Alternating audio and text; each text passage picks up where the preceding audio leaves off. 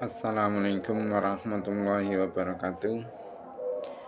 Bismillahirrahmanirrahim. Nawaitu talabal ilmi izalatan jalim an-namsin wan sa'iri juhali wa ihya'an dini wa ibqa al-islami bil ilmi wa daral akhirati wa ridallahi ta'ala wa syukra ala nikmatil aqli wa nikmatil sihatil badani fadlan tanam ila hadratina bil mustafa syadina Muhammadin sallallahu wa ala alihi wa sahbihi wa azwajihi wa dzurriyyatihi wa ali bitikramana khususan khasatan ila masul adza kitab ahkam janis Muhammad Ali Masyidi bin Rahmat Adamawi wa jamitana maiti wa musyikhina wa mu'alif kitab allati ta'lamna wa lamna sallallahu al-fatihah. A'udzu billahi minasy syaithanir rajim. Bismillahirrahmanirrahim. Alhamdulillahirabbil alamin. Arrahmanir rahim. Maliki yaumiddin. Iyyaka na'budu wa iyyaka nasta'in. Ihdinas siratal mustaqim. Shiratal ladzina an'amta 'alaihim ghairil maghdubi 'alaihim waladdallin. Rabbi firli wa liwalidayya mu'minina amin. Bismillahirrahmanirrahim. Qala al-musannifu rahimahumullah ta'ala wa nafa'na bi'alami fid-darin amin. Mari kita teruskan pengajian kita, yaitu kitab Ahkamul Janaiz, yang mana pada pertemuan kemarin telah diterangkan tentang tata cara atau kaifiyah memandikan mayit yang paling sedikit sudah memenuhi syarat dan dianggap cukup di dalam memandikan mayit, dan juga paling sempurnanya memandikan mayit sudah diterangkan. Bahkan di situ andaikan ketika kita itu menyurani mayit, menyisir rambutnya mayit, rambut kepala dan juga rambut yang ada di lihyah, jenggot itu, kok ada sesuatu dari rambut tersebut yang jatuh, yang rontok, maka wajib untuk dipendam, rambut tersebut bersamaan dengan mayit tersebut. Nah, sekarang seterusnya yaitu faslun wal jadidu ya. Faslun ataiku ana fasa suci ayat faslun. Wal jadidu utahe kaul kang anyar. Wal jadidu utahe kaul kang anyar iku annahu temen setune kelakuan. Iku layu kerahu uraden makruhake. Iku layu kerahu uraden makruhake fi ghairil muhrimi ing dalem liyane wong kang ihram. Fi ghairil muhrimi ing dalem liyane wong kang ihram apa akhdhu dhufrihi ngalap kukune mayit. Apa akhdhu dhufrihi ngalap kukune mayit wa sya'ri ibtihi lan rambut cingklaane mayit. Wa sya'ri ibtihi lan rambut cingklaane mayit. Wa anatihi lan ulu kampunge mayit. Wa syaribihi lan bringose mayit. Wa syaribi lan bringose mayit li anahu krana taman setune akhdhu dhufri ila li anahu krana taman setune akhdhu dhufri ila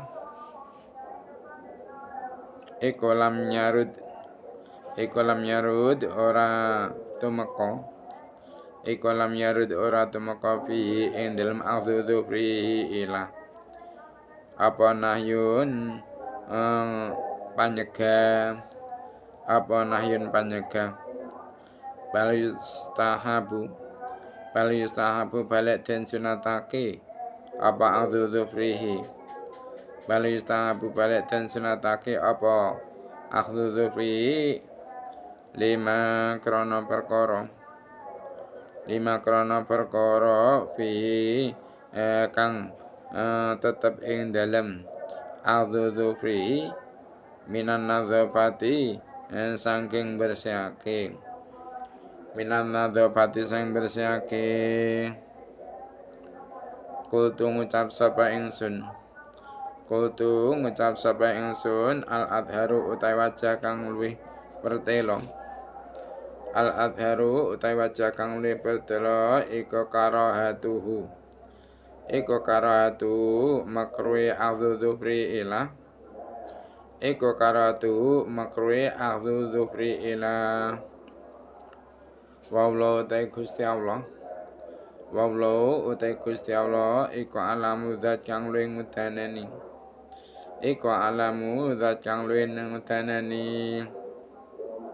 ali anahu krana temen setune aghdzudzu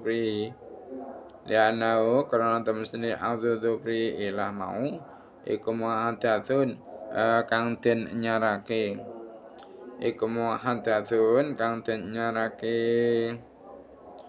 Waqad sahalan teman-teman sahih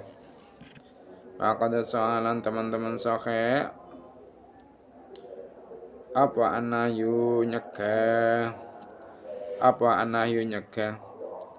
an muhadatsatil umuri saking pira-pira perkara kang den anyarake min muhadatsatil umuri saking pira-pira perkara kang den anyarake alati lam yashhad kang ora nakseni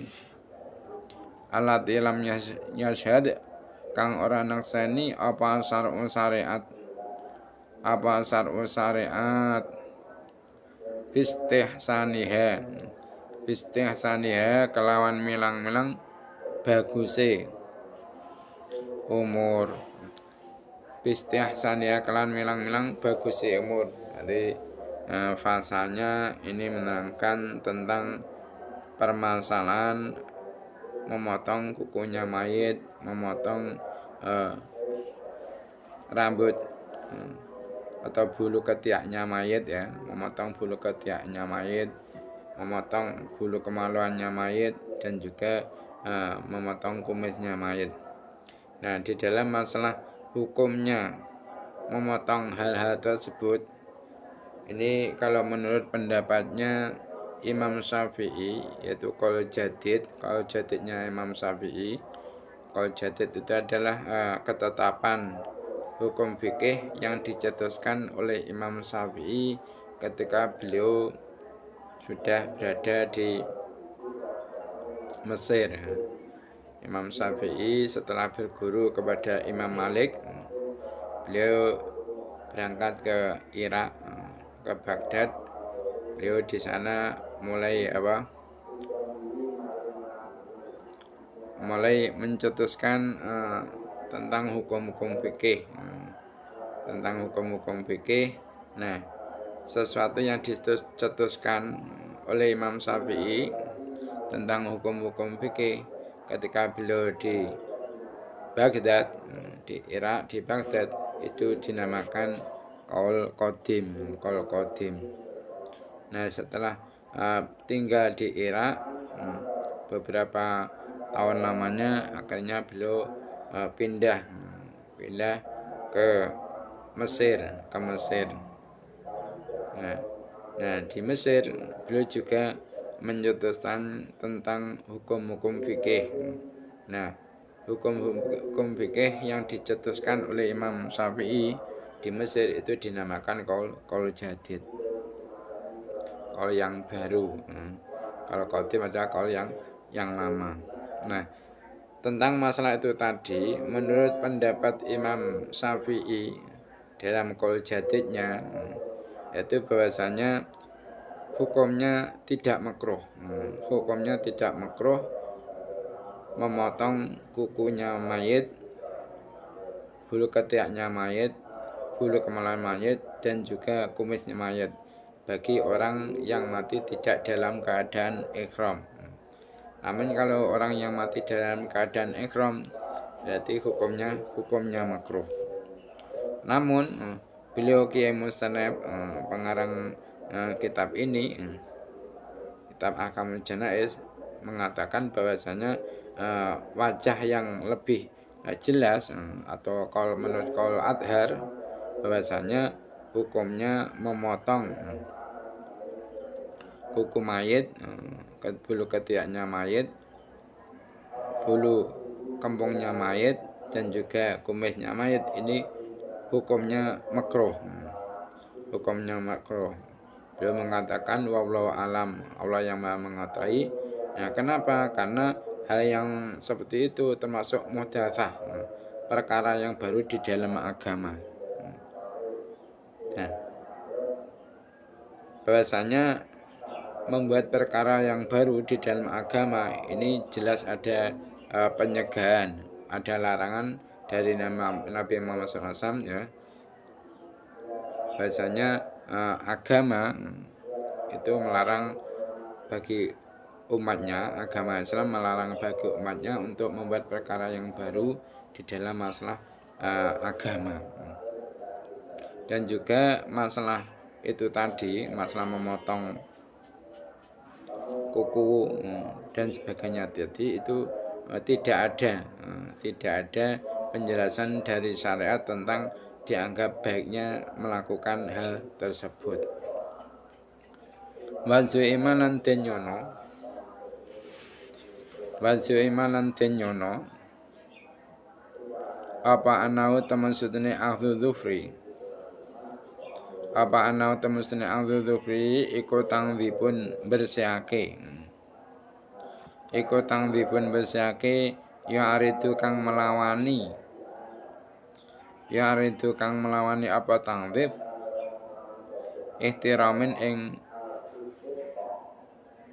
ihtirami ajzail mayiti ing mulyaake pira-pira juse mayit.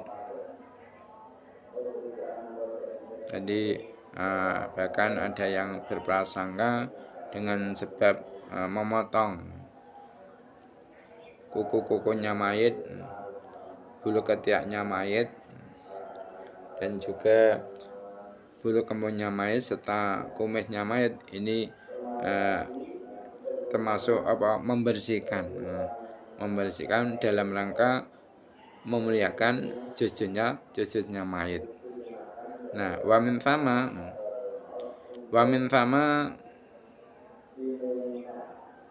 jadi di situ tadi ada persangkaan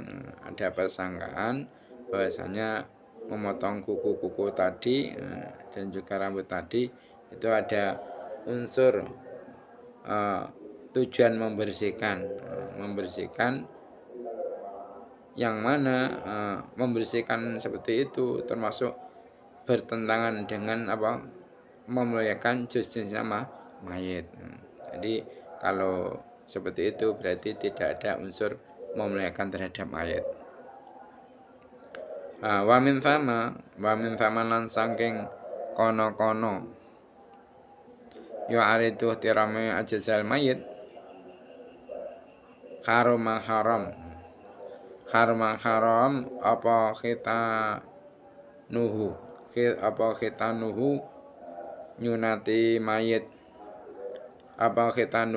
nyunati mayit, wa inna salan senajan duraka sapa mayit, wan ansalan senajan duraka sapa mayit bi takhiri kelan ngakhirake khitan atadzaro utawa au ta'adzara guslima au ta'adzara guslima utawa angele masuk perkara au ta'adzara guslima au ta'adzara utawa angele masuk perkara tata kulfati kang tetep ing dalem ngesore kunclupe mayit kama kaya katerang iktado kang natrapi ing ma apa itlaquhum oleh mutlakake ulama walailan ing atase ta'dzara uslima tata kulfatihi fayutayamamu mongko den tayamumi sapa mayit amma saking perkara amma saking dadi gantine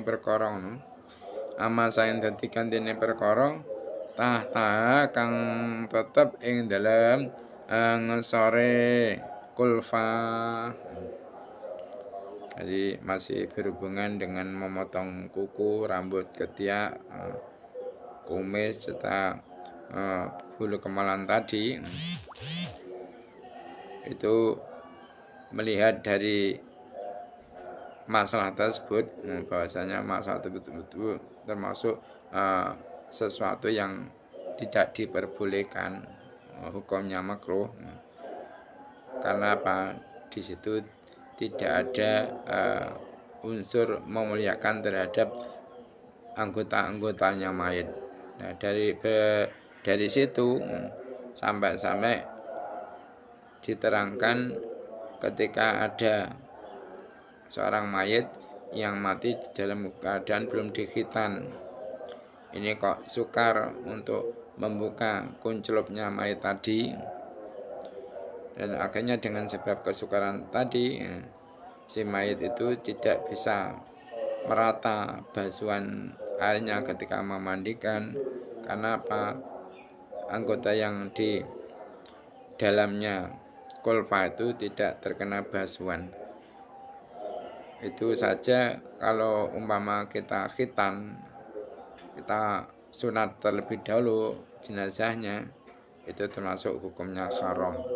Walaupun toh si mayat itu berdosa dengan sebab dia mengakhirkan khitan atau sunat, atau karena uzurnya membasuh perkara yang di baliknya kulfah, sebetulnya yang difatwakan secara mutlak oleh para ulama, maka sebagai ganti membasuh anggotanya mayit yang tidak terbasuh tadi, yaitu anggota yang di bawah kulfah, maka sebagai gantinya mayit ditayamumi supaya apa? Supaya mayit ini nanti bisa disolati.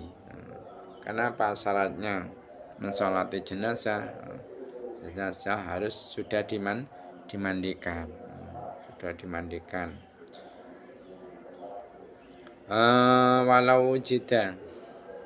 Walau jitalan namun den temu apa juz'u mayitin juz'e mayit muslimin kang Islam wari syahidin kang sakliyane mati syahid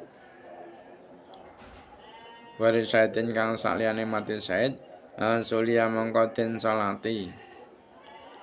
mongko den salati sapa alaihi juz'u mayit pada gusli indam sause ngedusi juz'u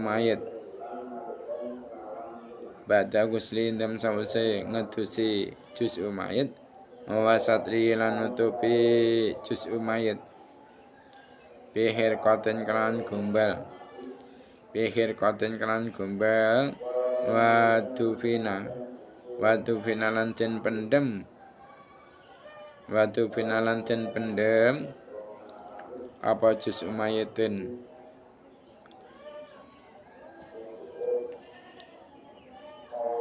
kalmayati kadene mayat al hadiri kang hadir wa ing kana lan senajan ana apa juz ujus iku dzufran kuku al sa'ron utawa rambut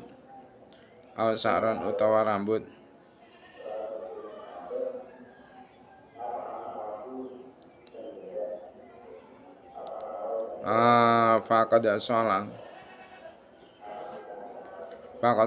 mongko teman-teman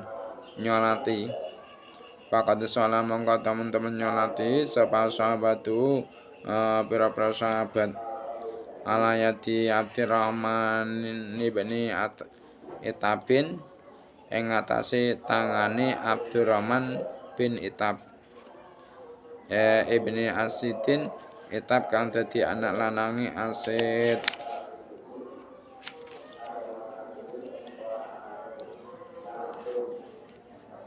Waqat alqaha lan temen-temen ibaake ing yadu Abdurrahman apa ta'irun manuk raja wali apa ta'irun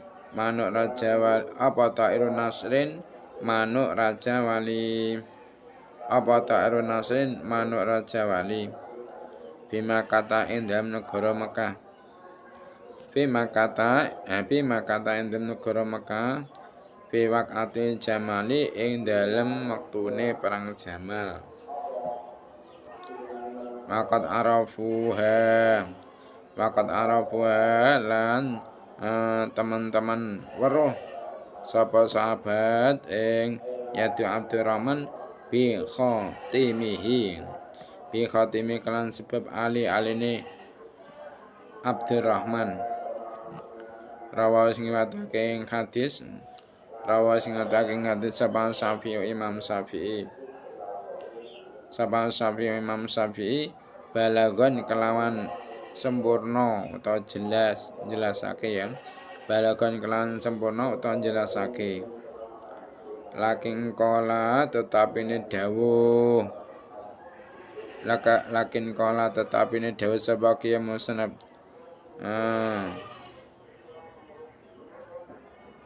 Bila idati indam kitab iddah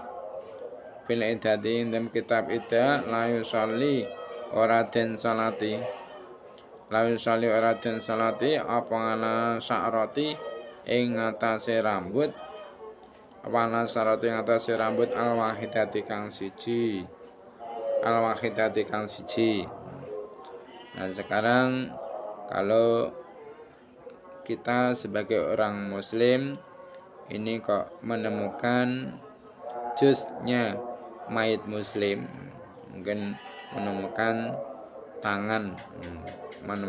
tangannya orang muslim yang meninggal dunia, hanya menemukan tangannya saja, dan orang yang muslim meninggal tadi itu bukan termasuk orang yang mati syahid, maka kita berkewajiban untuk mensolati anggota tubuhnya mayit yang kita temukan tadi ya. Nah, mensolatinya yaitu setelah memandikan terlebih dahulu terhadap jusnya yang mayit tadi, dan juga kita bungkus dengan kain. Nah, lantas setelah kita sholati itu kita kubur sebetulnya mayit yang hadir. Walau toh di situ dikatakan walau toh jusnya mayit yang kita temukan itu hanya berupa kuku ataupun rambut. Kenapa kok seperti itu? Karena para sahabat Nabi Muhammad SAW, ketika para sahabat ini menemukan tangannya sahabat Abdurrahman bin Itab bin Asid, yang mana tangan itu adalah dibawa terbang oleh Raja Wali, burung Raja Wali di tanah Mekah, akhirnya jatuh kebetulan ditemukan oleh para sahabat tangan tersebut. Jadi ketika tangan tersebut itu dibawa burung Raja Wali jatuh di Makkah, itu ditemukan oleh para sahabat. Jadi sahabat Abdurrahman itu terbunuh. Beliau itu terbunuh di medan laga perang Jamal. Nah, tangannya ini dibawa terbang oleh burung Raja Wali. Ketika sampai di Mekah, ini tangan yang dibawa oleh burung Raja Wali ini jatuh dan ditemukan oleh para sahabat. Nah, para sahabat mengetahui bahwasanya itu tangannya Abdurrahman, yaitu dari cincin yang ada pada tangan tersebut. Setelah diteliti, ternyata cincin yang ada di tangan yang putus tadi itu adalah cincinnya sahabat Abdurrahman. Maka akhirnya para sahabat ini mengurus tangan sahabat Abdurrahman tersebut, yaitu dengan memandikannya dan juga membungkus dengan kain, serta para sahabat mensolati terhadap tangannya sahabat Abdurrahman tadi, dan akhirnya dikuburkan. Nah, dan Imam Nawawi itu meriwayatkan dengan jelas bahwasanya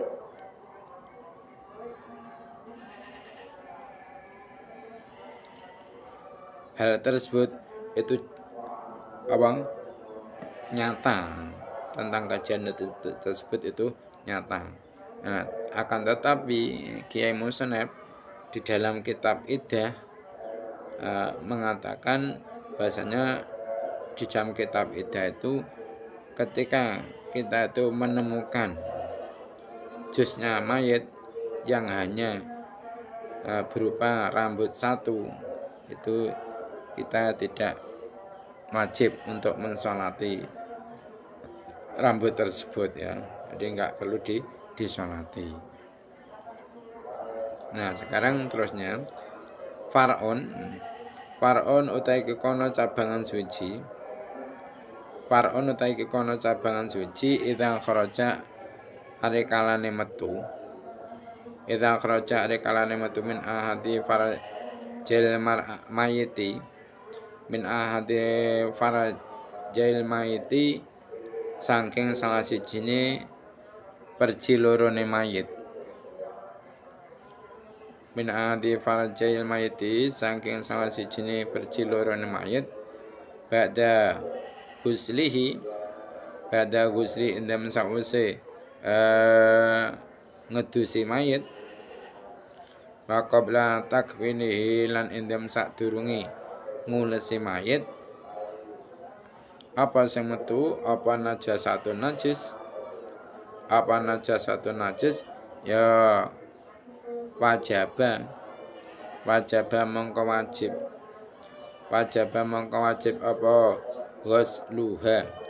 Apa ghusluha basuh najasah. Apa ghusluha basuh najasah bila khilafin kelawan tanpa persulayaan. Bila khilafin kelawan tanpa persulayaan. Wa fi wujubi i'dadi taharatihi, wa fi wujubi i'dadi taharati, lan iku ing dalam wajibe mbaleni nuceni mayit salah satu aujuin utahe telu pira-pira wajah. Salah satu aujuin utahe telu pira-pira wajah masyhuratin kang masyhur. Asauha utahe luwe sokai salah satu aujah. Asauha utahe luwe sokai salah satu aujah iku layajibu ora wajib. Apa sayun suci-suci apa saen suci-suci lianau kana temestine mayit iku kharaja metu sapa mayit an taklifi saking peperden binakti roti kelawan rusake utawa batale sesucine binakti roti kelan sebab rusake utawa batale sesucine wakiasanan krana madhake alama ing atase perkara lawa asobathu lamun ngenani ing mayit apa najasatun najis minugari saking liyane mayit fa innahu mongko temestene kelakuan iku yakfi nyukupi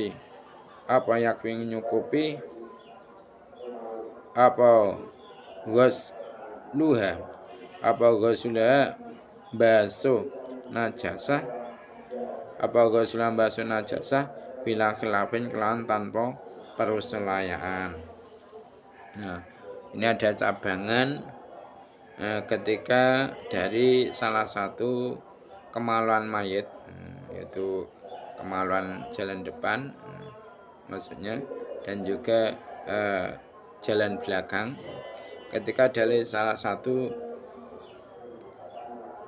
perjinya mayit ini kok setelah dimandikan sebelum dikafani mengeluarkan najis, ini apakah wajib untuk dibasuh lagi najis tersebut? Padahal kan sudah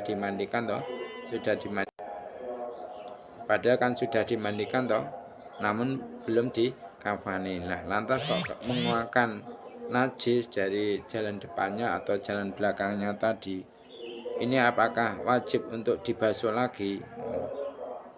Maka jawabannya wajib untuk membasuh lagi najis tersebut. Jadi wajib untuk menghilangkan najis tersebut dengan tanpa ada pertentangan para ulama. Jadi para ulama itu sepakat bahwasanya wajib dibasuh kembali najis-najis yang keluar dari mayat tersebut. Nah, adapun masalah wajibnya mengulangi bersucinya mayit, ini ulama ada 3 wajah atau 3 pendapat. Nah, namun dari 3 pendapat itu yang masyhur adalah bahwasanya ketika ada mayat yang sudah dimandikan namun belum dikafani kok mengeluarkan dari jalan depannya atau belakangnya najis, ini maka tidak usah diulang lagi masalah mensucikannya mayat tadi. Maksudnya mandinya itu tidak usah diulang. Jadi la yajibu syai'un, tidak ada kewajiban sama sekali tentang mensucikannya kembali. Maksudnya mandinya ya. Tapi kalau membasuhnya najis itu tadi kan ulama sepakat wajib dibasuh najis yang keluar tadi. Nah, kenapa? Karena mayat itu sudah tidak dituntut lagi. Mayat itu sudah tidak dituntut lagi seperti hanya orang yang masih hidup. Orang yang masih hidup kan dituntut. Kalau dia itu sudah mukalaf, sudah memenuhi syaratnya mukalaf yang ada 4 kemarin ya, akalnya sehat, sudah balik ya, dan berfungsi panca inderanya minimal mata dan telinga, dan sudah sampai padanya dakwah Islam, maka orang yang hidup dalam keadaan mukalaf ini dituntut, yaitu pertama kali dia dituntut untuk masuk agama Islam. Nah, setelah masuk Islam dituntut apa lagi? Untuk menjalankan sholat 5 waktu dan lain sebagainya. Nah, orang yang sudah meninggal ini tidak ada taklif baginya.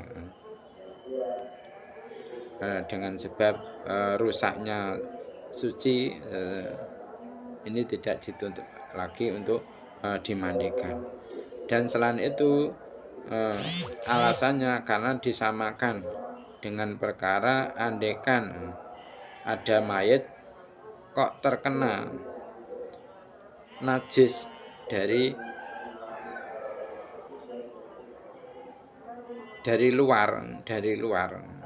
Semisal mungkin ada mayit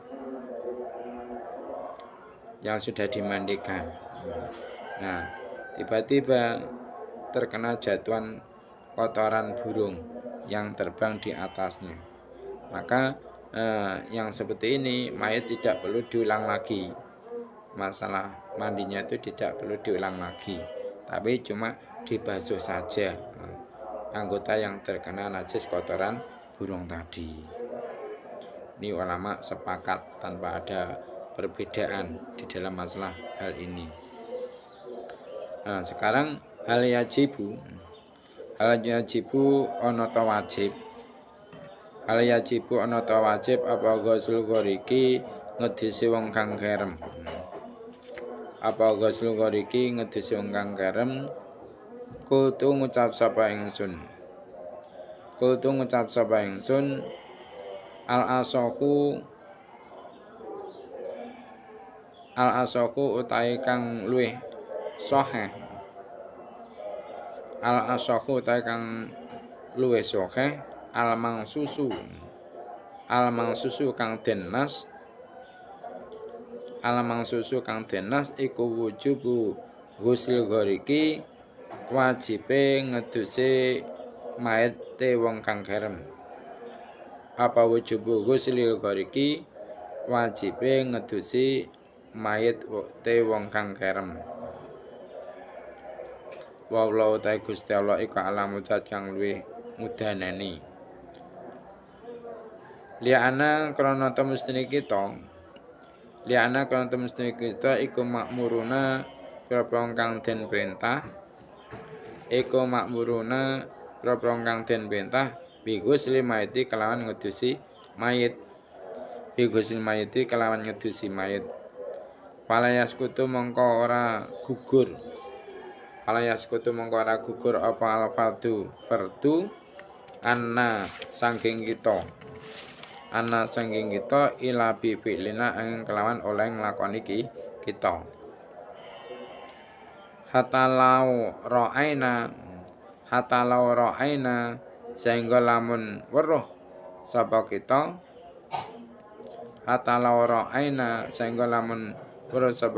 al malaikata ing propro malaikat tasilu hale ngedusi sapa malaikah ing mayit lam yaskut mongko ora gugur apa ghuslu ana sangking kita bi khilafi nadhiri kelan bedani padanane ghusli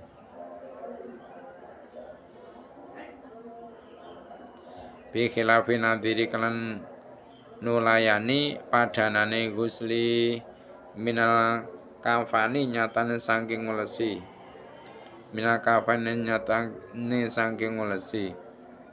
lianal maksuda karena temestine kang den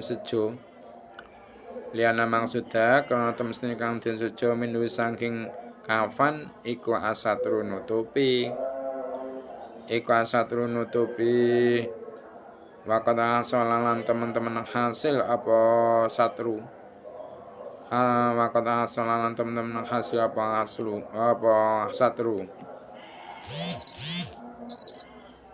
wa minal ghusli lan saking ngedusi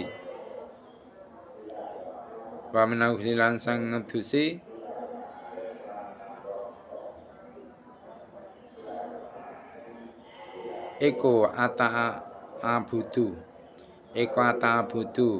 merdi ibadah iku ata'abudu medi-medi ibadah bifi'lina kelan oleh nglakoni kita.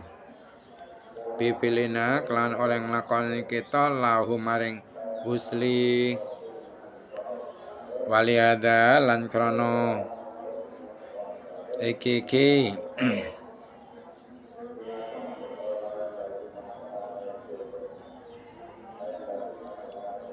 ata'abudu bifi'lina waliadan karena iki ata'abudu bifi'lina yutanabasu den duduk sapa mayit lil ghusli krana ngedusi lali takwini ora krana lali takwini ora krana ngulesi lali takwini ora krana ngulesi wal yakfi lan ana ta cukup walayak milan ana ta cukup apa tasilu jini oleh ngedusi jin apa tasilu jini oleh ngedusi jin adharu ta'i kol kang zahir adharu ta'i kol kang zahir iku al-iktifa'u ngalap cukup iku al-iktifa'u ngalap cukup kama kaya katerangan kila kang den ucapake apa ana jumata temen sedene salat Jumat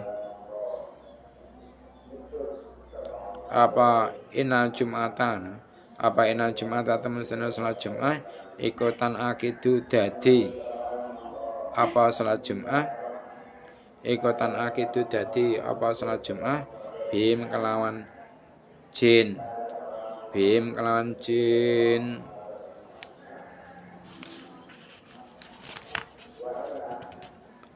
sekarang permasalahannya jika ada orang yang mati dalam keadaan tenggelam nah ini apakah wajib bagi kita untuk memandikan jenazah tersebut? Padahal kan ketika mati kan sudah terkena air dah. Dia itu tenggelam, seluruh tubuhnya kena air. Itu apakah wajib untuk dimandikan? Maka saya katakan bahwasanya yang lebih sahih dari nas yaitu wajib, tetap kita itu wajib memandikan jenazahnya orang yang tenggelam. Wallahu alam. Kenapa? Alasannya karena kita itu sebagai orang muslim diperintahkan untuk memandikan mayit.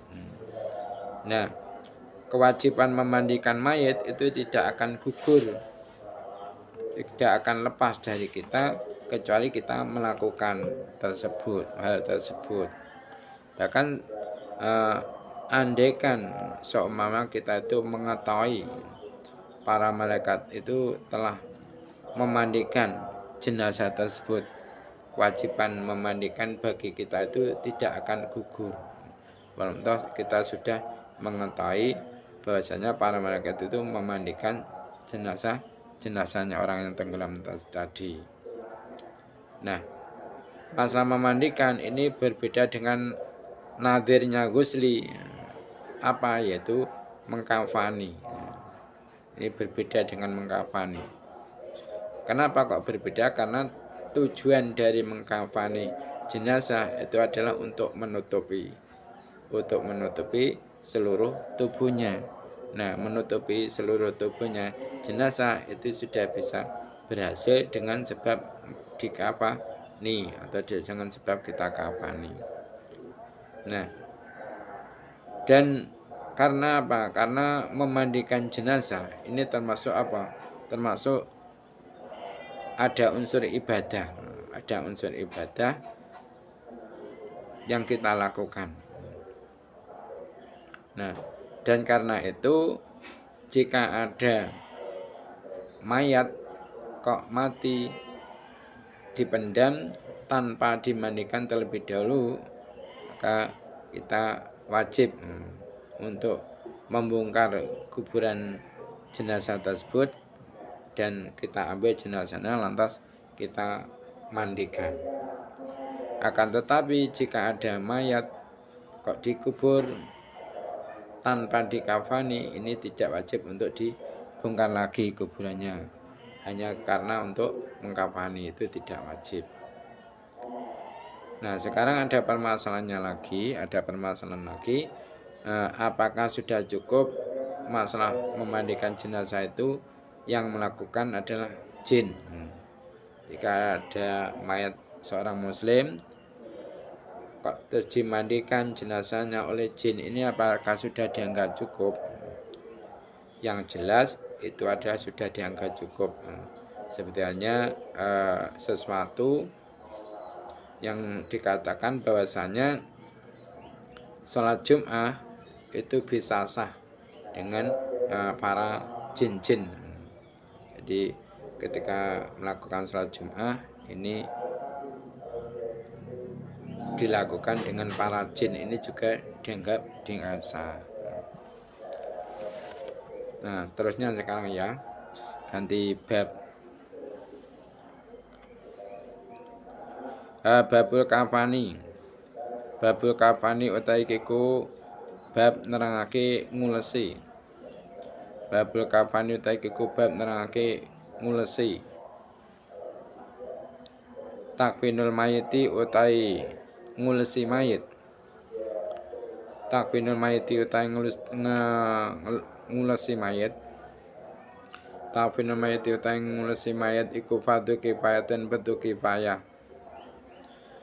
Iku fardhu kifayatin bedu kifayah ala jamaatil muslimina. Ala jamaatil muslimina ing atase golongane pira-pira wong Islam. Ala jamaatil muslimina ing atase golongane pira-pira wong Islam. Likoli karena dawuh Nabi Muhammad sallallahu alaihi wasallam. Likoli karena dawuh Kanjeng Nabi Muhammad sallallahu alaihi wasallam. Fil muhrimi ing dalam masalah wong kang ihram. Fil muhrimi ing dalam masalah wong kang ihram. Kafinuhu fi thawbaihi. Rupane dewa kafinuhu fi thawbaihi. Kafinuhu ngelesana sira ing muhrim. Kafinuhu ngelesana sira ing muhrim fi thawbaihi ing dalam dodot lorone muhrim. Wa nafaqatu takfini utawi propro ongkose ngulesi. Wa nafaqatu takfini utawi propro ongkose ngulesi wa mu'natu tajhizi. Wa mu'natu tajhizi lan biayane mulasara. Wa mu'natu tajhizi lan biayane mulasara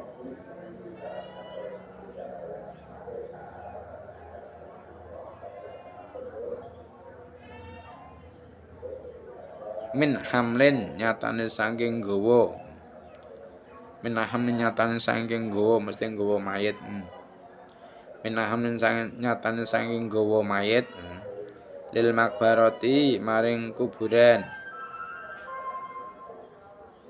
Lil makbarati maring kuburan. Wadafnin lan mendem. Wadafnin lan mendem. Wanawi lan sepadane dafnin. Iku mintir katil maiti saking bondo tinggalane mayit. Iku mintir katil maiti saking bondo tinggalane mayit. Mali tegese bondo ne mayit. Mali tegese bondo ne mayit al-khosi kang murni. Al-khosi kang murni atau kang khusus. Al-khosi kang khusus. Aladhilam yatalak. Aladhilam yatalak kang ora hubungan. Aladhilam yatalak kang ora hubungan bi kelawan malihi apa hakul ghairi hake wong liya. Apa hakul ghairi hake wong liya. Contone kalmarhuni kaya dene bondo kang den gadhekake. Kalmarhuni kaya dene bondo kang den gadhekake. Waya kodamulan den dinginake. Waya kodamulan den dinginake apa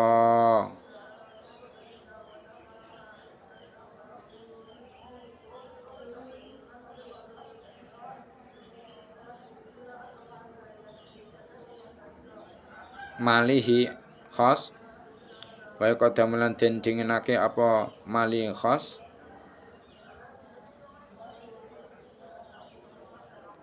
Alat deni ngerekake ngatasi utang.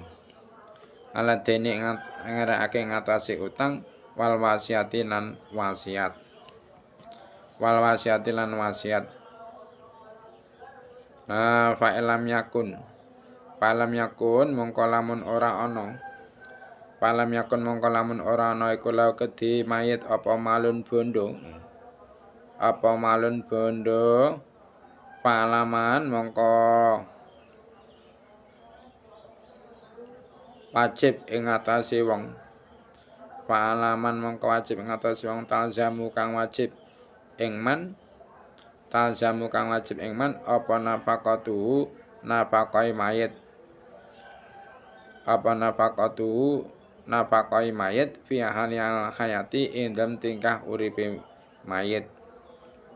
Fi'al hayati indam tingkah uripe mayit. Walan zaujilan iku wajib ing atase bojo lanang. Walan zaujilan iku wajib ing atase bojo lanang takbinu zaujatihi utawi ngulesi bojo wadone zaud. Takbinu zaujatihi utawi ngulesi bojo wadone zaud.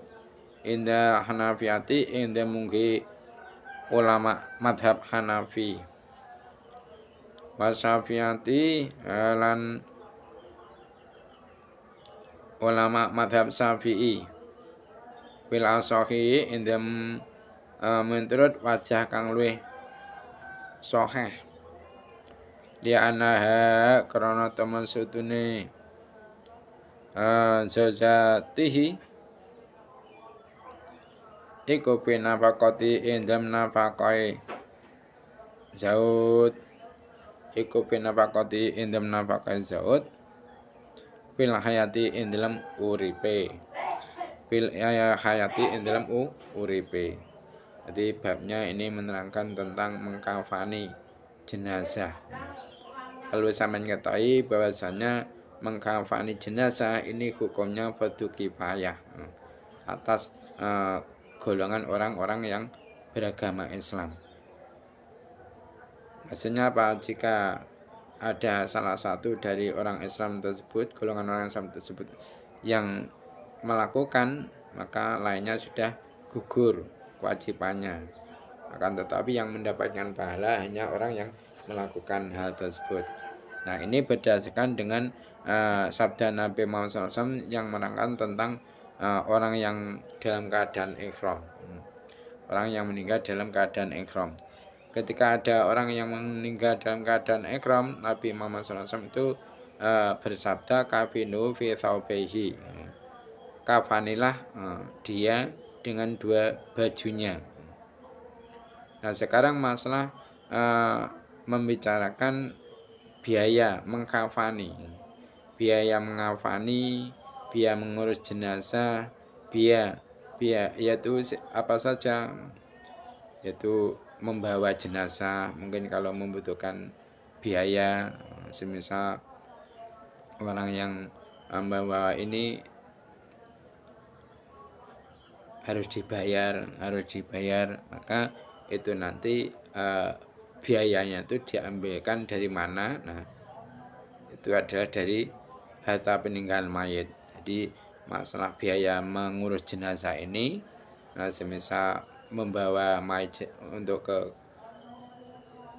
kuburan, ini kalau membutuhkan biaya, biayanya diambil dari harta peninggalan mayit, atau mungkin biaya mengubur, mungkin untuk membeli tanahnya yang untuk mengkubur, atau orang yang menggali kubur perlu untuk dibayar.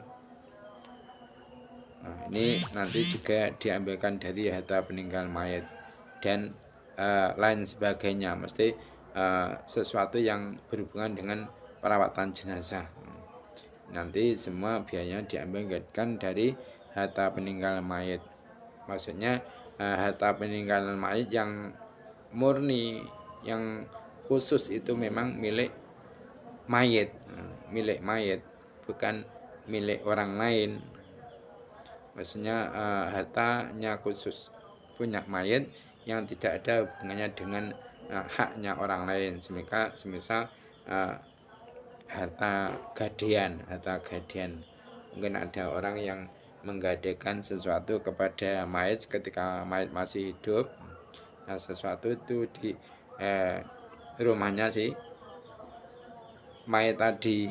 Nah, ini sesuatu itu tidak boleh diambil sebagai ongkos perawatan jenazah, itu tidak boleh. Karena apa? Itu hartanya orang lain, ya, harta yang ada hubungannya dengan orang lain, harta yang ada hubungannya dengan haknya orang lain. Nah, di dalam masalah mentasarufkan harta peninggalan mayit, ini adalah pertama kali yaitu ditasarufkan untuk pembiayaan mengkafani, mungkin membelikan kafan, dan juga biaya untuk merawat jenazah tersebut. Nah, setelah itu semua terselesaikan, maka kalau masih tersisa atau peninggalan mayit, baru untuk melunasi hutang-hutangnya mayit, baik hutangnya kepada Allah Subhanahu wa taala, mungkin semisal dia itu menyetangkan kafarat yang belum terbayarkan, ini dibayarkan ketika orang itu sudah meninggal. Kafarat itu dibayarkan, diambilkan dari harta peninggalan mayit. Atau semisal masih punya hutang, nah, semisal dia itu mempunyai harta yang banyak, hartanya itu sudah ada 1 nisab tapi belum dikeluarkan zakatnya. Ini nanti ketika dia sudah meninggal, zakat itu juga harus dikeluarkan, diberikan kepada orang yang berhak untuk menerima. Atau punya hutang-hutang kepada sesama, ya, ini juga harus dibayarkan. Nah, prakteknya membayarkannya yaitu setelah biaya untuk merawat jenazah ini sudah dikeluarkan, sudah ditasarufkan. Nah, setelah hutangnya terbayarkan semua, baik hutang kepada Allah ataupun sesama, baru melaksanakan wasiat-wasiatnya mayit. Nah, sekarang kalau mayit itu tidak meninggalkan harta sama sekali, dia tidak punya harta sekali. Nah, ini nanti bagaimana? Masalah biaya mengkafani, biaya mengurus jenazahnya itu bagaimana? Itu nanti adalah kewajibannya orang yang menafkahi dia ketika dia masih hidup. Semisal mungkin dia itu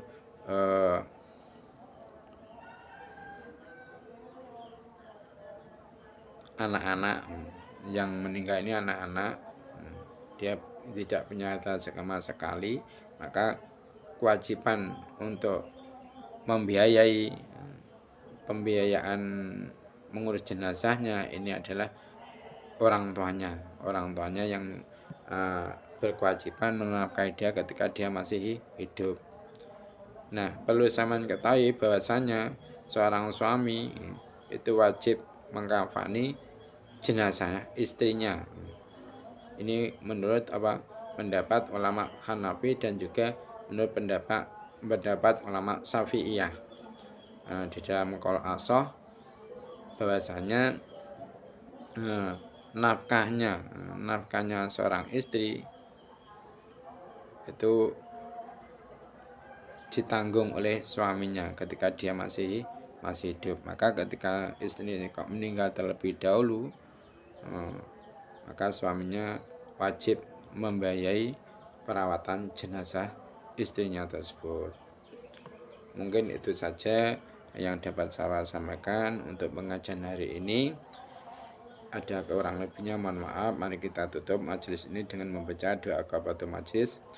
Subhanakallahumma wa bihamdika asyhadu an la ilaha illa anta astaghfiruka wa atubu ilaik. Assalamualaikum warahmatullahi wabarakatuh.